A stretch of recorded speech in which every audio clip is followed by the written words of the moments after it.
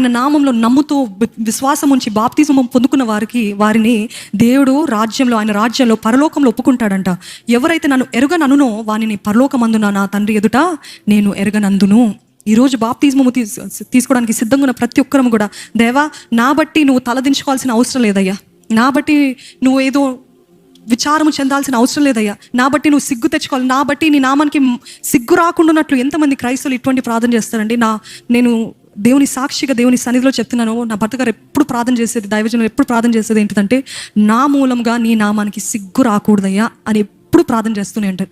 ఆ రీతిగా సిగ్గు వచ్చిందనుకో, నా మూలంగా నీ నామానికి సిగ్గు వచ్చిందనుకో, నన్ను అక్కడికక్కడే చంపేదేవా, నీకు సిగ్గు తెచ్చే జీవితం అయితే నాకు వద్దు అని ఆయన ప్రార్థన ఎప్పుడు అది.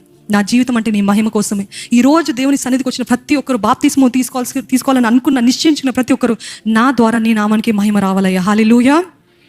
నా ద్వారా నీకు మహిమ రావాలి, నా కుటుంబం ద్వారా నీకు మహిమ రావాలి, నా తరము ద్వారా నీకు మహిమ రావాలి, నేను చేసే నిర్ణయం బట్టి నీకు మహిమ రావాలి, నేను ఏది చేసినా నీకు మహిమ రావాలయ్యా.